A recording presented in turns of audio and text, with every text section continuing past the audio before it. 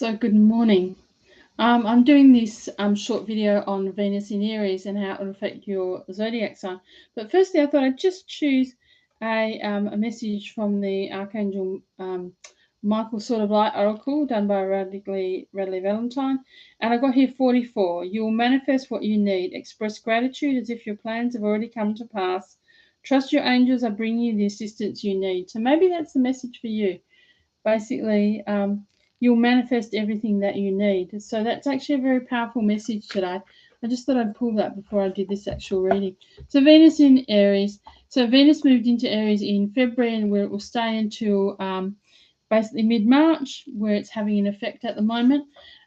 So Venus in Aries drops the sensitive, gentle side of that more Venusian energy, and it becomes much fierier and much more impulsive, much more sometimes aggressive and energetic, and dynamic as well. So it can be a very much a passionate time, and a very much a time when you're feeling passionate about who you are, where you want to be, etc. as well. So this can also, because Venus is connected to relationships, so this can be a time, where if you're in a relationship or looking for ones where things get heated up, but it could also be creating passion, not just for relationships, but for a job, a cause, a purpose, a hobby, anything that brings you joy and pleasure. And so this becomes really, really important during this Venus transit as well.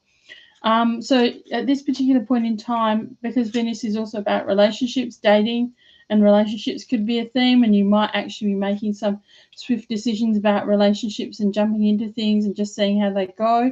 You could also could also be a time when basically, if you think things are hidden, because Aries is very impulsive and on the point.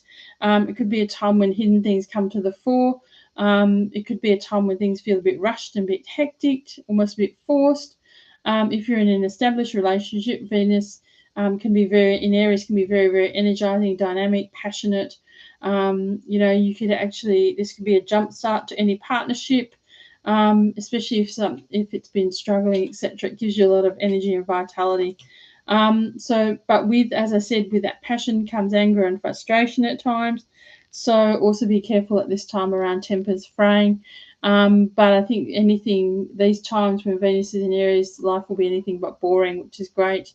And it can be a time of great ambition too, and given that Venus rules finances as well, could be a time when it's real go-getter energy around your business, your money, your finances, and making things happen in that particular area of your life. Even though I suppose because Venus Aries can be quite aggressive, you need to be careful. Perhaps that you're not too pushy around what you're trying to do. So it could also be a great time to create an extra income stream. And if it's something you love and you're passionate and you're excited about, this could be really, really powerful and could create you great abundance too, which is great. So how does Venus in Aries affect each of the different sun signs?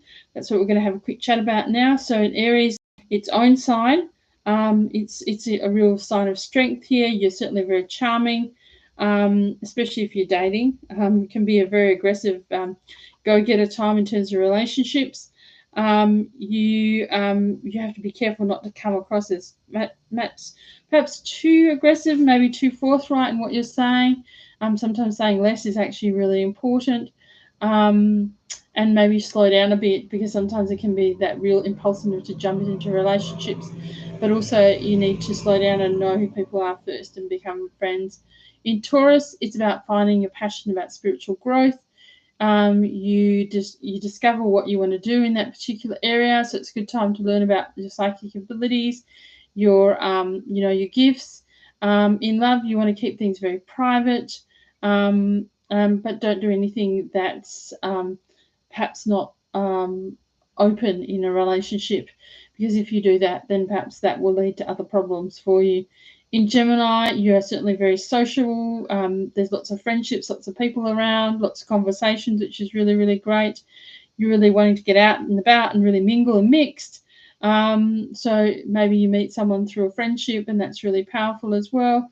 So you could be starting, It could be you could meet someone in one of your social groups, your friendship groups, and somebody you hadn't thought of before might be staring you in the face and might be somebody who you connect with. You could also find love through a community project or helping with a good cause, which is really important. Cancer, well, during Cancer, this Venus transits your career and greatly boosts your charm at work. This is a great time to make a good impression. Also, it's a great time to improve your people skills. Also, you need to be careful not to be too overly superficial, because that Aries energy is quite superficial at times because it just wants to get things started. It doesn't go deep necessarily. So it's important that you go into things more deeply, and that maybe if you're in a new relationship, you need to look at, whether or not that will be a deep relationship or not. And make sure that whatever you're doing is for the highest good. In Leo, it can activate your travel zone as well. So there might be intriguing possibilities, especially if you're coming to love. You might meet someone abroad or on a holiday who comes from overseas or abroad, different culture, etc. as well. If you're studying, it's a time to really boost yourself at this particular time and really find your intellectual challenge and what you need to do to, keep your brain activated as well. In Virgo, sometimes you can be a little bit possessive, maybe feeling some sort of jealousy, but don't let that sort of control you. In a relationship, you need to be skillful and honest in how you manage things and what you do. And in finding someone, maybe not coming across as maybe too needy or too demanding in terms of what you actually want, etc. You also at this point need to really stand within your own rights, do your own thing, and maybe not try so much to accommodate other people. In Libra, this activates your love and relationship zone. Venus is very happy in Libra. It's good news if you want love, but you need to again balance. The thing with Libra is always balancing between your needs and their needs, and coming across in a way that's needy and possessive, and at the same time being independent and almost disengaged. So it's finding that balance, which is really, really important. So don't be surprised if you're drawn to people who you normally wouldn't be, different people. So this is really, and maybe look at that in terms of what's going on for you. In Scorpio, it's in your everyday work zone, bringing harmony and friendship, especially where there may have been issues with colleagues. You're advised to tackle any workplace issues if you have things. Get into it, have a positive can-do attitude, sort things out. And at the same time, away from work, it's encouraging you to be healthier lifestyle, exercise, etc. as well. And stick to something that you can do, that isn't going to be super stressful. In Sagittarius, it activates your creative zone. So anything creative, your hobbies, your passions, etc. In your love life, you can feel a bit more reckless as such, and you want to have fun, but at the same time, be careful not to hurt anybody in that process, and be clear about what you're wanting, and be honest and forthright as well about what you want and what you don't want. Especially if you're deciding that you might flirt a bit, be really clear with people about what your intention is, so everybody understands what's going on. That's really important. In Capricorn, it's focusing you on beautifying your home, creating the right environment for you and the people you love. Basically making sure that within your home environment, if there's any anger or frustration, etc., that gets dealt with, because that Aries energy can bring anger and frustration and aggression, so it's important to deal with that. Important to let people have the say and also clear the air, but try to resolve things as much as possible and don't hold on to the energy there. It'll only cause resentment and unhappy feelings and negativity towards other people. Better to get things sorted and out in the open and sorted out. In Aquarius, you've got a real way of words. You're very charming. You know what you say. You're good in both. You've got the gift of the gab in both work and your relationships. You may make new friends, connect to new networks. You might end up mixing business with pleasure, which could be good. So this can be a really good time to get things done in a very friendly way.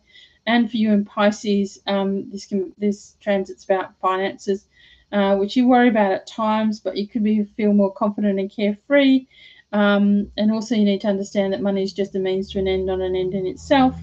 And the other things you value in life are just as important.